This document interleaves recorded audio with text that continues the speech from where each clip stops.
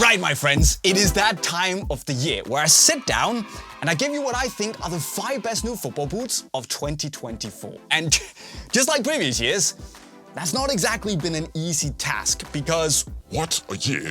But new boots only, so let's get to it. And we kick things off with a boot that hasn't been on this list for a while, the PUMA Ultra Ultimate, which to me is also one of the best Ultras ever, maybe just behind the first generation. But as a speed boot, it is right up there. It's a brilliant football boot. You have this really soft mesh upper that, especially when broken in, feels very good. There's a little bit of texturing to it that actually feels really nice when you're on the ball, gives this kind of natural grip.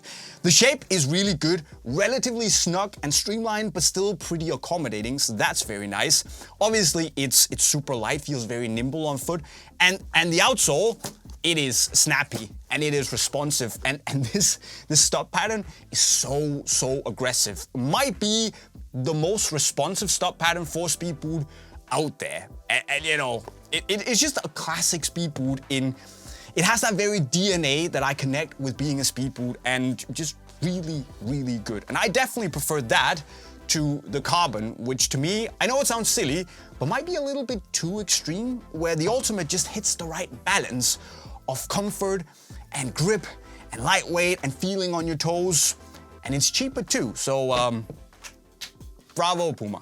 Brilliant. Right, but in 4th place we have the Adidas Predator. And if you saw last year's video, you'll probably remember that this was first. And now it's not. Are you stupid, Jay? There are probably many things pointing to that, but hear me out, because when I make these lists, I always base it off what I would wear if I had a match tonight. And I love the Preds here. I think they do really well and I love wearing them. But the thing is that, if I'm being honest here, following my own preferences, I would probably just be more likely to wear what's in the top 3 than these. But if you liked the previous Pred from 2024, or if you just love having this grip on the ball, these probably could and should deserve to be higher up on your list. Just want to put it out there because they're fantastic boots.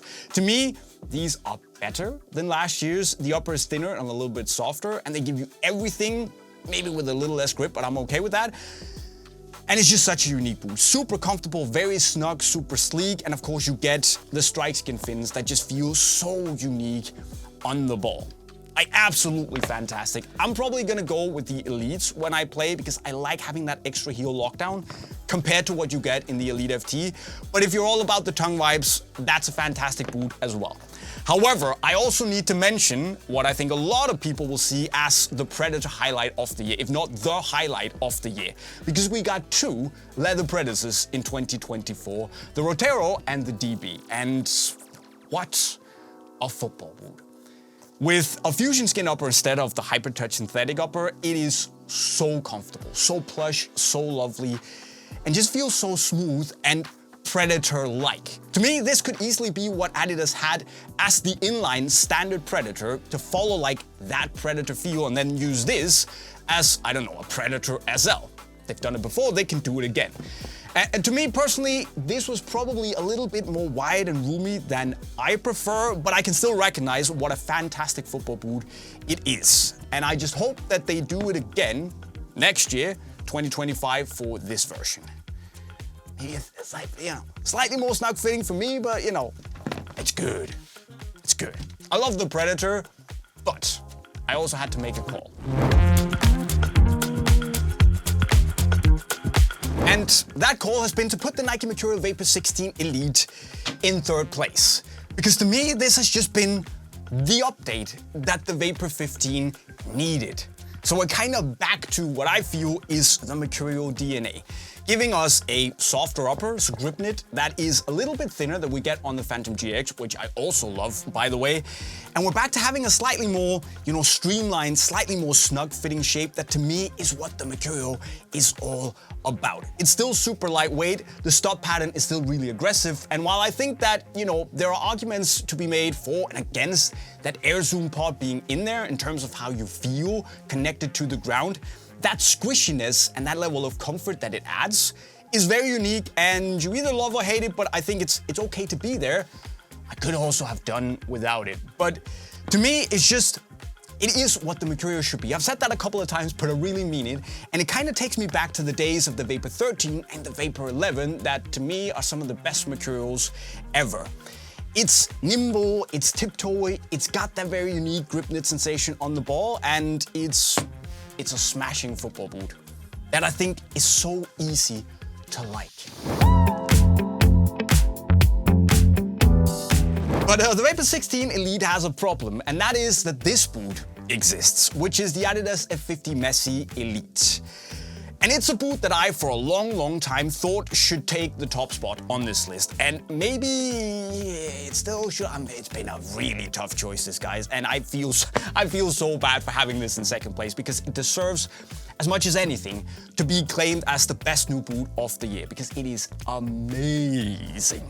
You know, it takes everything the regular F50 Elite does well, and it just 9 out of 10 things does better. The upper, Hyper Touch upper here, it is softer, like we're talking stupidly soft. It fits so well. Then, of course, you have the burrito-style tongue. That is one of the things that I would probably just take the compression fit tongue from the regular F50 Elite and slap on this for, you know, perfection for me. The outsole it's not the fastest feeling, most responsive outsole out there, but for the boot, such as the Messi one, I feel that you don't go hardcore speed. It's just a little bit more balanced and nuanced, and for that, the outsole is actually pretty good. And it just gives you that unique bit of magic when you put it on. The touch is fantastic. The sprint web texturing here I prefer that to the regular F50 Elite. And as I said, it's one of those boots that basically fits more or less every foot shape I can think of. It's comfortable from the get-go. It's light, it's nimble, it's so good. Should it really be first? Am I serious? Yeah, no, I can't do it. I can't put it first, but it deserved to. Oh, man. Anyways.